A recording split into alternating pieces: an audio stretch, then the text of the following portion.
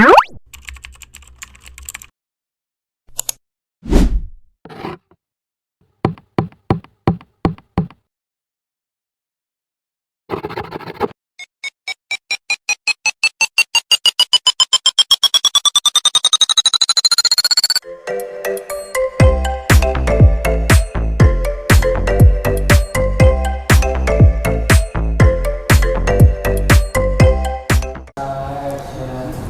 guys, kembali lagi di Remaja Curhat yang di ruang Krozi bareng aku Aurelia dan aku Taskia. Di sini kita bakal bahas tentang sesuatu yang pastinya anak DKV ngalamin banget nih. Dan topik kita hari ini adalah studio ide anak DKV. Jadi kita bakal curhat tentang proses kreatif, terus juga proyek sekolah sama peluang karir ke depan nanti. Yuk kita mulai aja. Tema kita hari ini ngerjain tugas di kafe. Itu ribet banget. Ini cara seru dan efektifnya. Tasya, aku punya cerita nih. Sering banget aku dapat tugas bikin pusing. Dari desain poster sampai logo. Sampai ngedit juga tuh video kadang suka ngeblank gitu. Gimana sih cara mengatasinya? Aku juga sering banget yang ngerasa kayak gitu. Cuman sebenarnya itu kita nggak boleh langsung buka software atau laptop secara langsung gitu lah, itu termasuk jebakan malah. Dan seharusnya tuh kamu harus cari inspirasi atau riset dulu. Jadi kayak biasanya kan di aplikasi Pinterest gitu kan banyak kan inspirasi referensi kayak gitu. Nah itu kita bisa lihat dari situ. Terus kamu bisa kumpulin semua inspirasi kamu itu di mood board, dan jadinya otak kita tuh kedepannya udah ada gambaran, nggak bingung lagi. Nggak cuma online kan kak, kadang jalan-jalan atau ke mall atau ke alam sekitar juga bisa dapat inspirasi ya? Benar banget, aku juga dulu pernah kan awal-awal masih anak DKV tuh aku mikir kayak ide apa yang harus aku keluarin gitu kan. Terus habis itu aku pas waktu sore ini keluar dari rumah itu kayak ngeliat langit senja itu kan bagus kan, jadi ada warna gradasi antara oranye sama kuning, terus kadang juga pink sama ungu. Nah itu jadi inspirasi aku banget. Intinya sih kamu tuh harus buka mata dan pikiran secara lebar-lebar aja. Oh, jadi semacam pemanasan sebelum mulai ngedesain ya kak, biar nggak mentok di tengah jalan. Benar banget, jadi setelah kamu riset, kamu bisa coret-coret ide kamu itu di kertas. Terserah mau nuangin apa, intinya yang ada di kamu aja itu, yang ada di pikiran kamu aja.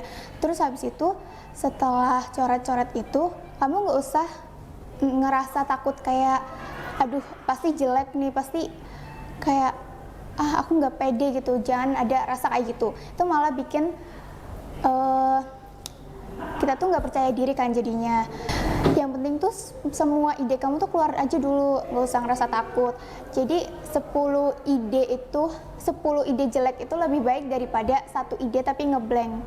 Jadi kan kalau 10 ide kita masih punya opsi lain gitu kan. Dan ini juga bisa jadi proses kayak lebih santai dan enjoyable banget. Nah terus gimana nih kak cara biar proyek sekolah kita biar nggak cuma sekedar tugas tapi bisa buat portofolio? Ini penting banget sih, jadi anggap aja tugas kamu ini kayak brief dari klien. Coba kamu kasih effort lebih, kayak misalnya kamu disuruh bikin poster nih, jadi kamu bikin beberapa konsep, terus atau versi adaptasinya itu kamu bisa buat media sosial. Dan jangan lupa juga buat bikin dokumentasinya tuh dari sketch awal sampai akhir, karena itu bisa bikin portofolio kamu itu kelihatan lebih profesional. Dokumentasi itu kayak proses penting banget ya kak, apa aja sih yang harus didokumentasiin? Mulai dari mood board, terus sketch kasar, juga beberapa iterasi desain sampai final result. Kamu juga bisa tambahin penjelasan singkat tentang konsep dan tantangan yang kamu hadapi. Ini tuh jadi nunjukin kalau misalnya kamu tuh punya proses berpikir yang matang. Wah, jadi sebenarnya dengan sedikit effort yang ekstra, tugas sekolah bisa jadi aset buat masa depan ya kak.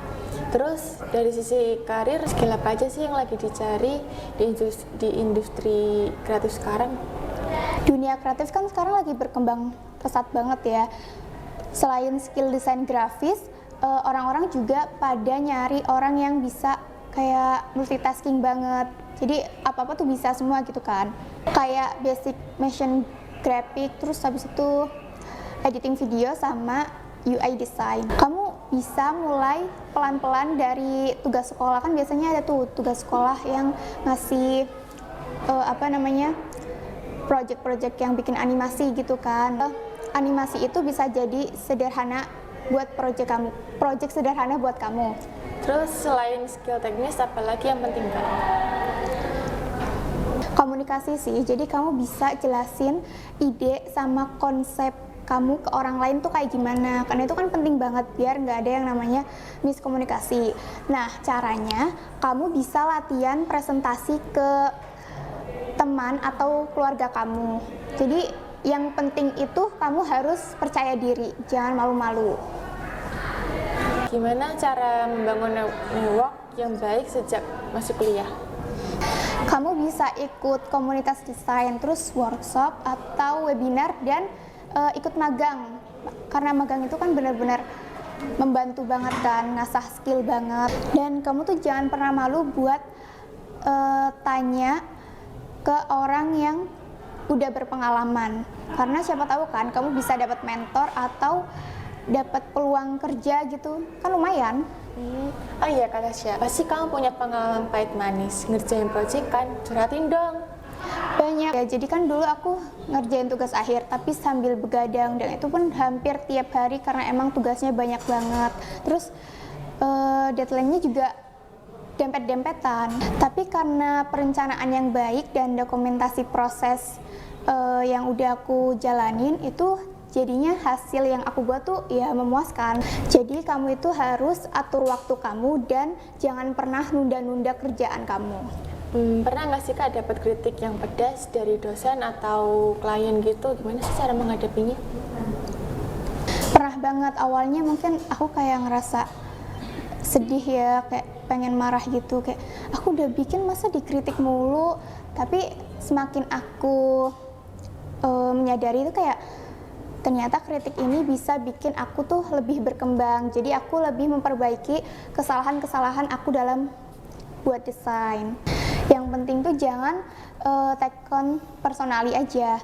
Terus dengerin, evaluasi sama perbaiki. Justru itu kesempatan untuk belajar dan berkembang. Jadi intinya tugas di kafe dengan breakdown, jadi langkah-langkah kecil, riset, eksplorasi ide, dan paling penting dokumentasinya setiap prosesnya. Benar banget, ingat juga ya, setiap project itu adalah kesempatan kita untuk belajar dan berkembang. Terus selain itu juga bisa buat nambah portofolio kita. Nah, challenge kita minggu ini, pilih salah satu tugas yang paling baru atau yang lagi kalian tunda. Terapin tips yang kita bahas hari ini. Oke guys, gini dulu dari kita. Semoga tipsnya bermanfaat dan bikin kalian semangat lagi bikin tugasnya. Dan jangan lupa buat like, komen, dan subscribe channel Telsa TV. Terus juga semoga kita bisa ketemu lagi di episode berikutnya ya. Bye-bye.